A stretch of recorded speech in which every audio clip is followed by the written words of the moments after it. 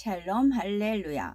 창세기 2장 11에서 14절입니다. 첫째의 이름은 비손이라. 금이 있는 하윌라 온 땅을 둘렀으며 그 땅의 금은 순금이요 그곳에는 벨레디엄과 호마노도 있으며 둘째 강의 이름은 기혼이라. 구스 온 땅을 둘렀고 셋째 강의 이름은 히데겔이라. 아수르 동쪽으로 흘렀으며 넷째 강은 유브라데더라. 아멘. 창세기 강의 50번째 네 강의 이름에 담긴 내 강의 이름에 담긴 영적인 의미와 대략적인 위치입니다. 하나님께서는 지구에 큰 강 넷을 친히 만들어 주셨지요. 이 네 강을 이룬 물은 둘째 하늘 에덴에서 쏟아졌습니다. 하나님께서 둘째 하늘의 창을 열어 이 땅에 네 곳에 물을 쏟아 부으심으로 큰 강 넷을 만드셨지요. 6일 창조 후 시간이 흐름에 따라 지구 곳곳에도 자연히 강들이 생깁니다. 하나님께서 이 네 강을 굳이 직접 만드신 이유는 무엇일까요? 이 네 개의 강은 인류 문명의 발상지로서 인간 경작의 주요 무대가 되기 때문입니다.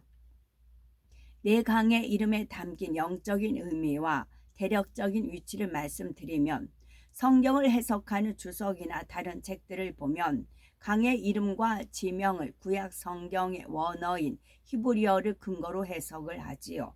물론 원어의 의미를 참고할 수도 있습니다. 그런데 하나님께서 강들에 부여하신 영적인 의미를 알아야 그 의미를 온전히 안다 할 수가 있지요. 에덴 동산이나 이 네 강의 근원을 지구에서 찾으려는 사람들이 있습니다. 그러나 그러나 에덴 동산과 이 네 강의 근원지는 지구가 아닌 둘째 하늘에 있습니다. 사람들이 아무리 많이 연구를 하고 최첨단 기술을 동원해서 찾는다 해도 지구에서는 찾을 수가 없지요. 영의 세계는 육의 세계와 차원이 완전히 다르기 때문입니다. 첫째 강을 살펴보면 11, 12절에 첫째의 이름은 비손이라. 금이 있는 하윌라 온 땅에 둘렀으며 그 땅의 금은 정금이요 그곳에는 베델리엄과 호마노도 있으며 했습니다. 첫째 강의 이름은 비손, 문자적인 의미는 풍족하게 흐른다라는 뜻입니다.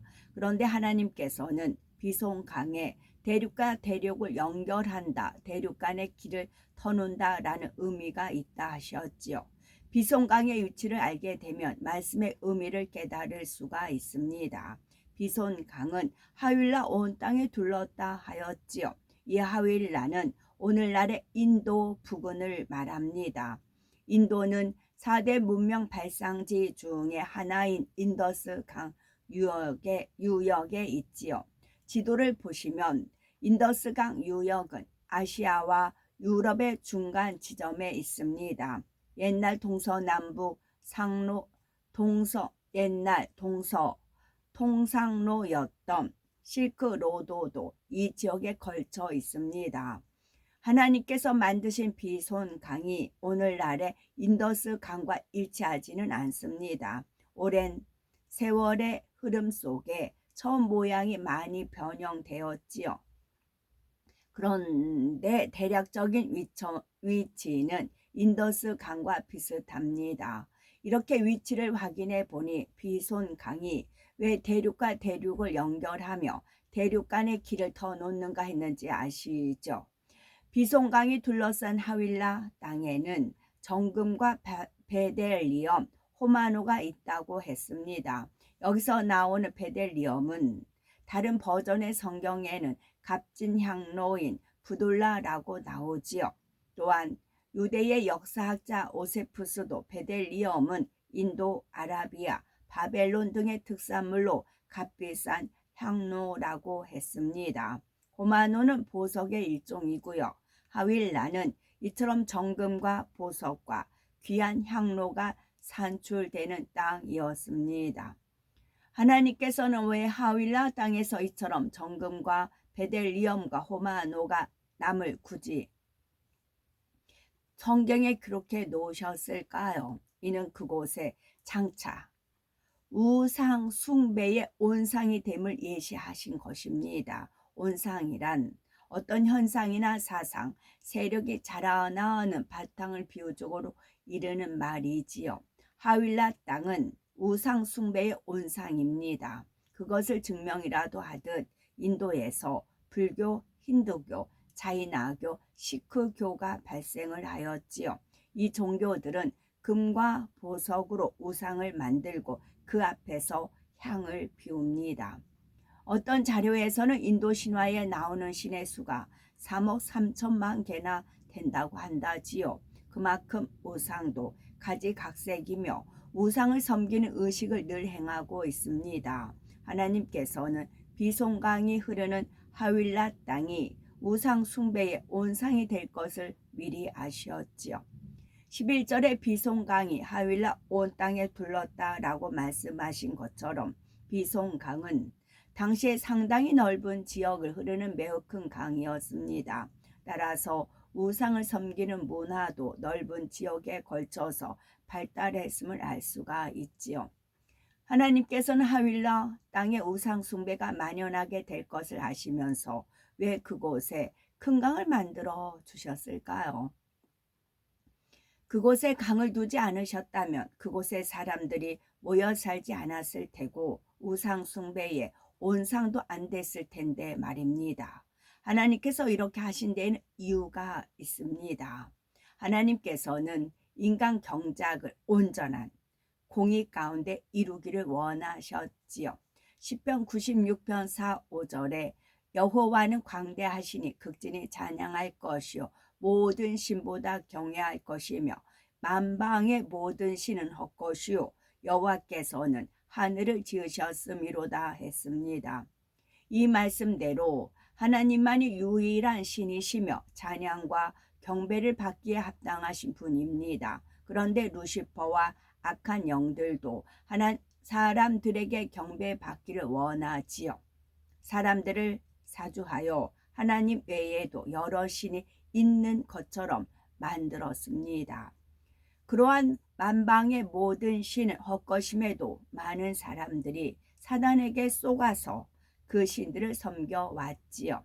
이는 결국 루시퍼의 악한 영들을 섬기는 것입니다. 하나님께서는 헛된 신들과 우상이 생겨남을 미연에 방지할 수가 있었죠. 그런데 내버려 두신 이유는 무엇일까요?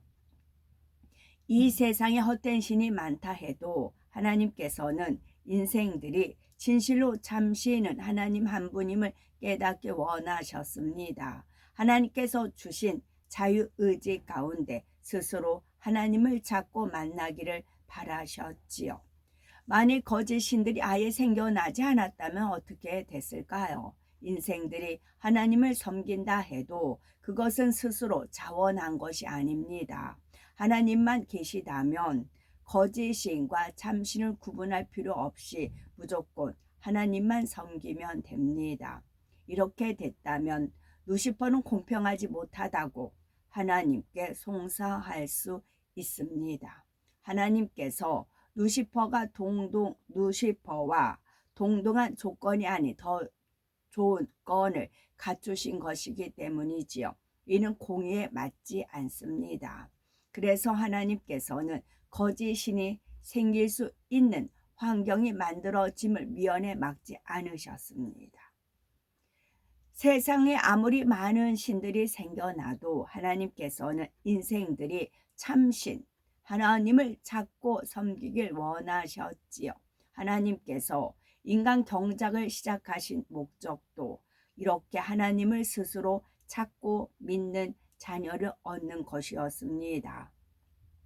하나님이 참 신이심을 깨달아 하나님을 믿는 사람들도 있지만 거짓 신을 섬기는 사람들도 많습니다. 심지어는 하나님의 선민 이스라엘 가운데에서도 이방신을 섬기는 우상 숭배가 만연하곤 했지요.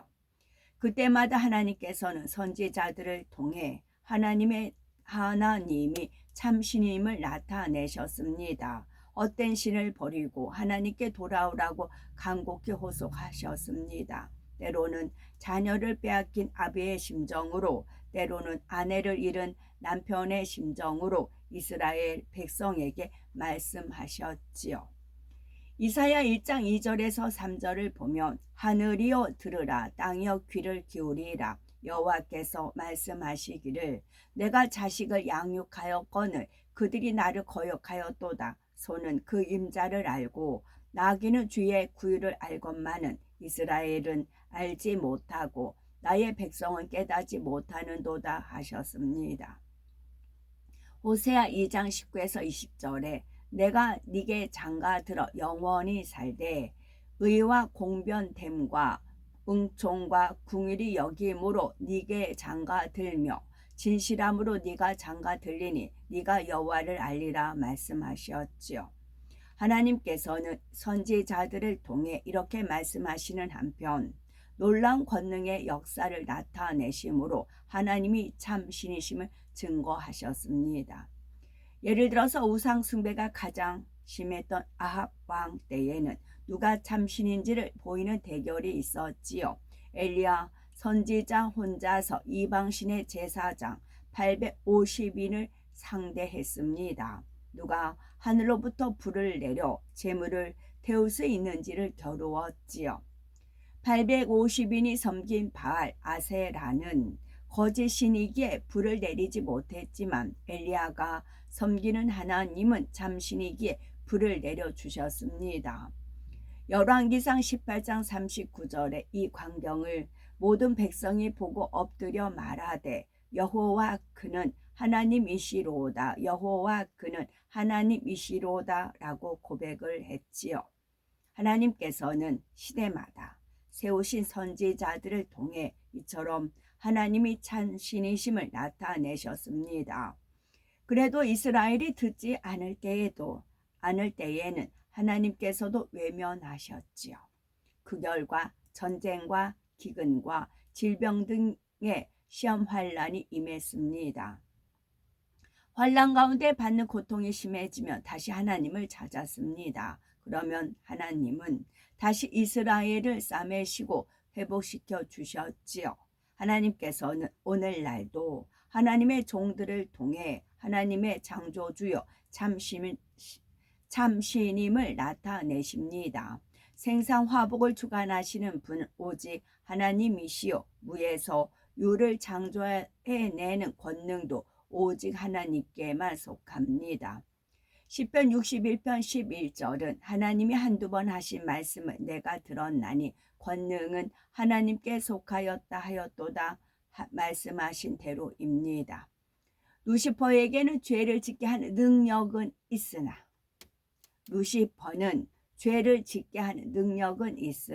창조의 권능은 없습니다. 죄인들에게 시험 환란을 줄 수는 있으나 인간에게 생명과 행복을 줄 수는 없지요. 그러므로 마음이 선한 사람, 진실한 사람은 세상에 많은 신들이 있다 해도 참 신이신 하나님을 찾고 섬깁니다. 하나님께서는 이렇게 하나님 앞에 나아오는 사람들을 자녀로 삼으시고 영생과 천국을 주시지요. 13절에 둘째 강의 이름과 대략적인 위치가 나오지요. 바로 둘째 강의 이름은 기혼이라 구수 온 땅에 둘렀고 했습니다. 기혼은 문자적인 의미로는 차고 넘치도록 흐른다라는 뜻이지요. 영적인 의미는 뽐내다, 견줄만하다입니다. 하나님께서는 왜 이 강에 이런 의미를 담아 주셨을까요? 기온강 유역에서 발생한 문명이 뽐낼 만큼 뛰어날 것을 미리 아셨기 때문입니다. 그런데 기온강은 구수 온 땅에 둘렸다 하였지요. 첫째 강의 비손처럼 굉장히 넓은 지역에 걸쳐 흘렀던 것입니다.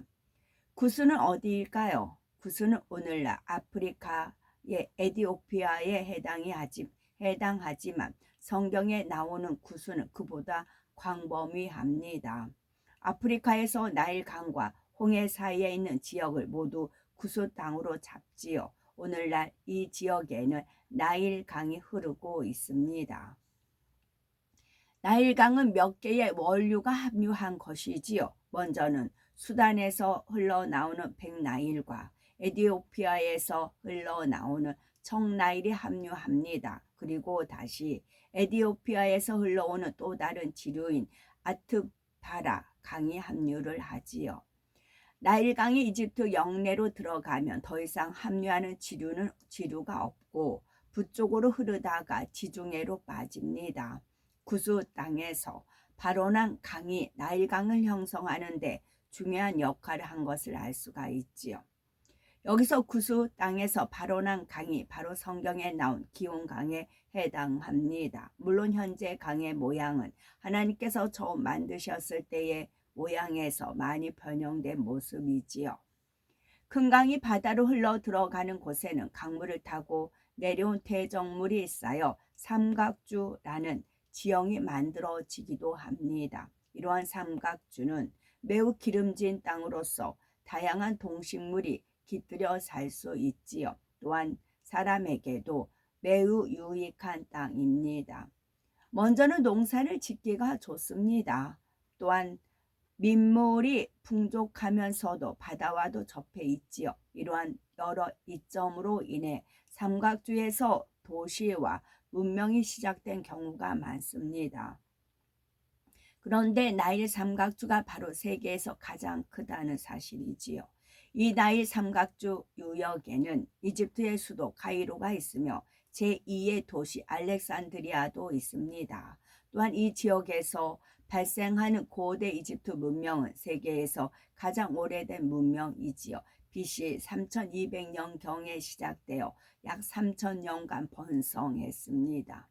이 고대 이집트 문명은 세계 다른 어떤 지역보다 찬란한 문명의 꽃을 피웠지요. 그래서 이집트에 가면 가장 뛰어난 문화 유적들을 볼 수가 있습니다. 대표적으로 피라미드와 스핑크스를 들 수 있겠고, 기자 지구에 있는 쿠프왕 피라미드는 세계 7대 불가사의로 꼽히는 건축물이지요. 이집트에는 이외에도 80개 이상의 피라미드가 있다고 합니다. 세계적인 박물관인 이집트 박물관에는 12만 점 이상의 유물이 전시돼 있고 주로 고대 이집트 왕조의 유물이지요. 하나하나를 자세히 보려면 며칠이 걸린다고도 합니다. 가장 눈길을 끄는 것은 황금 가면으로 유명한 투탕카멘의 유물입니다. 이처럼 기원간 유역에서 싹튼 문명은 후세에 뽐낼 만한 유물과 유적을 남겼지요. 하나님께서는 이렇게 될 것을 아시고 뽐내다 견줄 만하다라는 의미의 기온이란 이름을 이 강에 붙여주셨습니다. 이곳에 피라미드와 스핑크스 등 불가사의한 건축물이 세워지고 문명이 뛰어나게 발달할 수 있었던 것은 그럴 만한 이유가 있었지요. 이 지역이 에덴 동산에 살던 아담과 연관된 곳이기 때문입니다. 셋째 강은 14절에 셋째 강의 이름은 헷데겔이라 아수르 동편으로 흐르며 했습니다. 셋째 강의 이름은 헷데겔은 티그리스 강의 히브리어의 명칭입니다. 헷데겔의 문자적인 의미는 화살처럼 빠르게 흐른다이지요. 그런데 하나님께서는 이 강에 영적으로 척박하다, 방해하다라는 뜻이 있다 하셨습니다. 왜 이런 의미를 갖고 있는 것일까요? 그것은 이 강 유역에서 발생한 나라들과 이스라엘과의 관계성 때문입니다. 헷데겔은 아수르 동편으로 흐른다 하였지요. 티그리스 강은 오늘날 터키에서 발원하여 이라크를 거쳐 흐르다가 페르시아만으로 빠지는 강입니다. 이 티그리스 강 상류를 중심으로 BC 3000년경에 이미 번성했던 고대 국가가 있었는데 바로 아수르입니다. 아브라함이 태어나기 전부터 이 지역을 아수르가 차지하고 있었지요. 아수르에 있는 도시 이름은 아수르인데 지도를 보면 아수르 바로 오른편에 티그리스 강이 있습니다. 이 지역에서 오랫동안 번성했던 아수르는 BC 721년 북이스라엘을 점령하였지요. 그런데 BC 625년에 이 땅의 주인이 바뀝니다. 바벨론이 이 땅을 차지한 것이지요. 바벨론은 점차 세력을 넓히다가 BC 586년에는 남유다까지 점령을 하였습니다. 바벨론이 남유다를 점령하는 과정에서 유다의 귀족들을 포로로 3차에 걸쳐 바벨론을 끌고 갔지요. 그때 포로로 끌려간 사람 중에 다니엘이 있습니다. 그래서 다니엘서에 히데겔 강이 등장을 하는 거고요.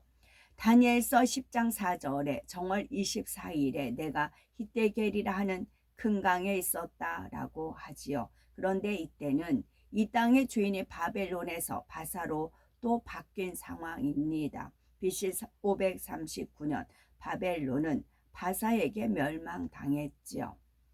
이에 이스라엘 영토도 약 BC 330년경까지 바사의 지배를 받습니다. 지금까지 살펴본 바와 같이 히데겔강 유역을 차지한 나라들은 이스라엘 땅을 정복하고 지배했지요. 그 결과 이스라엘 땅은 황폐해지고 척박한 땅이 되고 말았습니다. 오늘날도 티그리스 강이 있는 나라는 여전히 이스라엘과 적대 관계에 있습니다. 바로 지금은 이 지역에 이라크가 있고요. 하나님께서는 이처럼 히데겔 강 유역을 차지하는 나라들이 이스라엘과 어떤 관계가 될지를 아셨던 겁니다. 물론 하나님께서 처음 히데겔 강을 만드셨을 때와 현재 티그리스 강의 모양은 차이가 납니다. 그렇지만 여러 가지 정황을 살펴볼 때에 티그리스 강에서 완전히 동떨어진 다른 지역에 있지는 않음을 알 수가 있지요. 하나님께서 만드신 네 강 중 셋을 살펴보았습니다. 대부분의 사람들은 둘째 하늘 에덴의 물이 이 땅에 쏟아져서 네 강이 형성된 것을 모르지요. 성경학자들도 성경을 문자적으로 풀어서 에덴 동산이 네 강 유역 어딘가에 있을 거라고 추측하기도 합니다. 영의 세계를 알지 못하면 이처럼 답답한 거죠. 하나님께서 성령의 감동함 가운데 성경을 풀어주시는 것이 얼마나 감사한 일입니까? 아담은 에덴 동산에서 매우 오래 살았습니다. 그 긴 세월 동안에 있었던 많은 일들 중 이 땅의 일들과 관련된 몇 가지 사건을 말씀드렸고요. 하나님께서 우리는 지식적으로 잘 정립하시고 영적으로 잘 양식 삼으셔서 아버지 하나님과 마음을 나눌 수 있는 영적인 소양을 갖춘 참 자녀가 되셔야 되겠습니다. 아멘. 샬롬.